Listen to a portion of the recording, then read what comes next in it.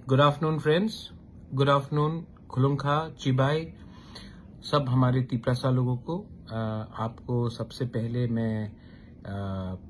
आज मैं Facebook live में आया हूँ थोड़े दिन के पहले बाद। तो I wanted to tell you a few things. मैं आपको सबसे इम्पोर्टेंट बात आज ये है कि हमारा आज मीटिंग हुआ था। एक दिन कल रात भी मीटिंग हुआ था, आज फिर से होगा श्री कपिल सिब्बल से। वो इंडिया के प्रोबेबली टॉप 3 या 4 लॉयर्स से है। बहुत नाम मतलब कि सबसे बेस्ट लॉयर्स में है इंडिया में। और उन्होंने अग्री किया है कि हमारे जो 10,323 के जो अफेक्टेड टीचर्स हैं उनके लिए वो केस फाइट करेंगे। ये बहुत बड़ा चीज़ है। मैंने कमिटमेंट दिया था अपने लोगों को कि इन लॉयर का पूरा फीस, इनका ऊपर आने जाने का खर्चा मैं देखूंगा और मैं अपने पॉकेट से कर रहा हूं। इससे एडीसी का 1 रुपया नहीं है। मैंने अपने तरफ से ये किया है क्योंकि मैं चाहता हूं कि हमारे जो तिपरासाज है, जो त्रिपुरा के लोग हैं, आम जनता है, उनको फायदा हो।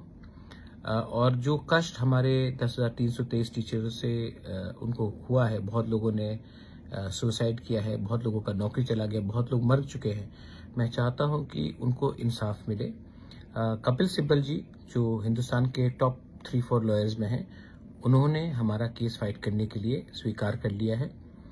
इसके बाद हम फिर से जाएंगे, फिर से और एक बार आज उनके जूनियर्स के संग, उनके काउंसिल के संग हमारा बात होगा। और मैं आशा करता हूं कि ये जो केस है इससे हमें रिलीफ मिलेगा। मैंने कमिटमेंट दिया था और ये कमिटमेंट का जो मेरा ड्यूटी है, मेरा कर्तव्य है, वो मैं पूरा कर रहा हूं।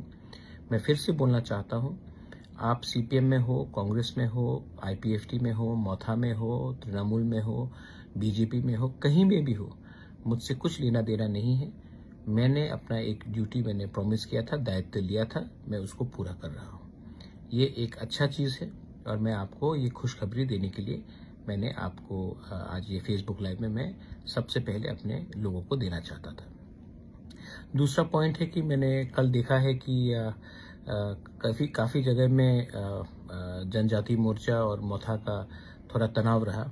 मैं सबसे एक ही बात कहना चाहता हूँ, जो जनजाति मोर्चा है वो भी तिपरासा है, जो तिपरा मौथा है वो भी तिपरासा है। भाई भाई को मारने से नुकसान तिपरासा का होता है। कोई पार्टी का कोई मतलब नहीं रहता।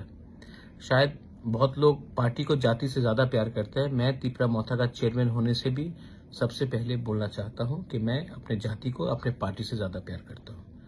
तो भाई भाई के संग फाइट करने से बहुत बाहर के लोग हंसते हैं। प्लीज मैं फिर से ये कल्चर को खत्म कीजिए।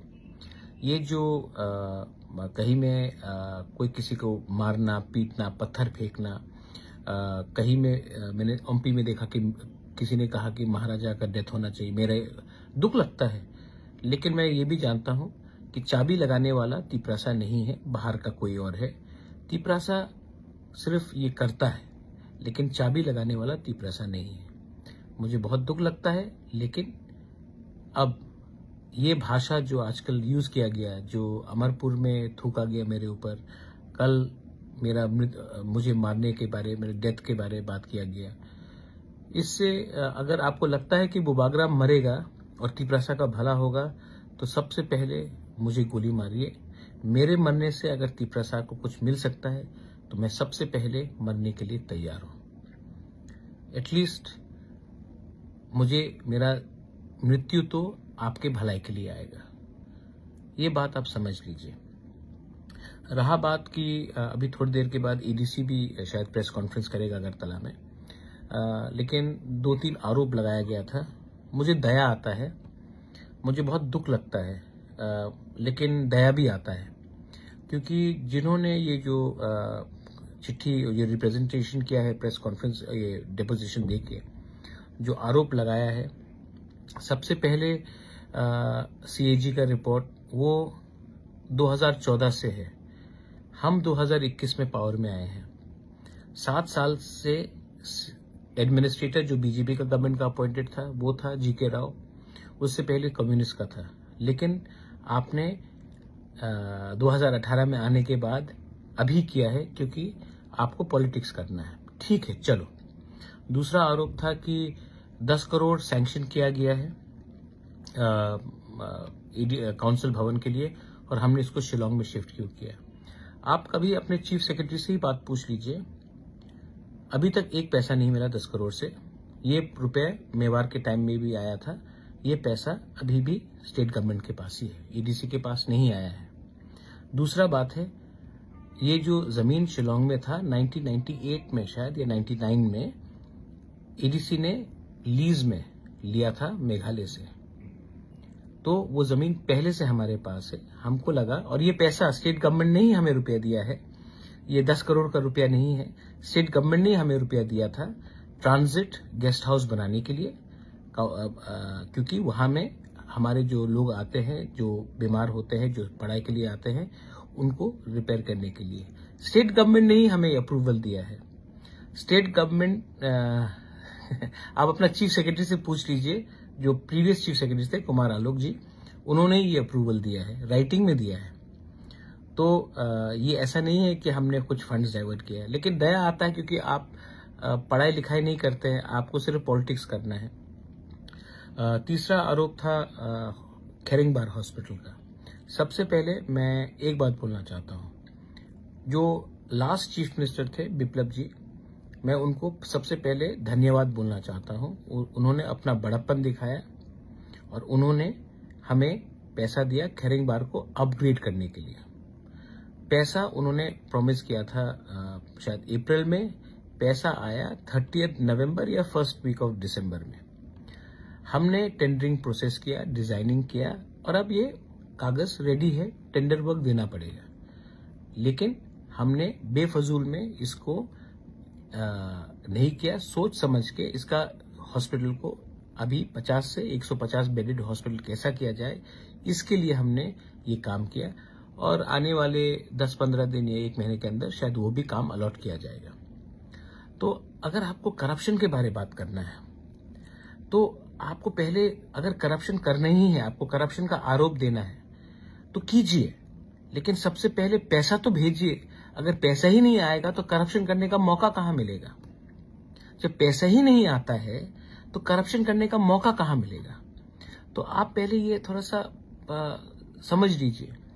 और दूसरा बात है, आपको क्या प्रॉब्लम है? आपको प्रॉब्लम है कि मैं बुकिंग बारा के लिए बात करता हूं? आपको प्रॉब्लम है कि मैं कॉम्प्रोमाइज नहीं कर रहा हूं? आपको प्रॉब्लम है कि मैं कोई अंडरस्टैंडिंग नहीं कर रहा हूं, कोई मतलब कि ग्रेटर तिपरलैंड के इशू से मैं नहीं हट रहा हूं? शायद आपको उसका लिए प्रॉब्लम है, क्योंकि आपको आदत हो गया है कि तिपरासा लोग इलेक्शन के पहले और इलेक्शन के जीतने से पहले ग्रेटर तिपरलैंड बोलेंगे, जैसे आईपीएफटी ने बोला था, और इलेक्शन के पहले कोई हाई पावर्ड कमिटी करके कोई भी कागज में साइन करके अपने तिपरासा को बेवकूफ बना दे। ये आपको शायद आदत हो गया है कि आंचलिक पार्टी हमेशा कुछ और बोलेगा और लास्ट मोमेंट में पैसा लेकर अलायंस करके अपने तिपरासा का जो वादा किया था उसको हम लोग भूल जाएंगे। तो शायद इसके लिए आपको मुझसे थोड़ा सा एलर्जी है, चिढ़ है, गुस्सा है, नाराजगी है। देखिए, मैं आपको एक बात बोल रहा हूं, आज का तिपरासा बहुत अच्छा है, ईमानदार है, लेकिन बेवकूफ नहीं है। हमारे पास भी सोशल मीडिया है, हमारे पास भी अब तरीका है कैसे जानने के लिए कि क्या ठीक है और क्या गलत है। और इस बार तिपरासा ने माइंड मेकअप कर लिया है कि हम इस बार अपने लिए, अपने भविष्य के लिए, अपने नेक्स्ट जनरेशन के लिए, अपने सर्वाइवल और एग्जिस्टेंस के लिए, ये जो शब्द मैं इस्तेमाल कर रहा हूं, सर्वाइवल एंड एग्जिस्टेंस के लिए, हम अब थोड़ा सा लेन देन करके अपना भविष्य को खतरे में नहीं रखेंगे।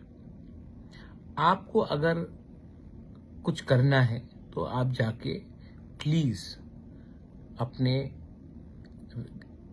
स्टेट गवर्नमेंट से या नेशनल गवर्नमेंट से, जो सेंटर में बैठा है, उनसे आप डिमांड कीजिए कि आप तिपरासा को क्या कॉन्स्टिट्यूशनली, संविधान के अंदर आप तिपरासा को क्या दे सकते हैं, आप वो कीजिए।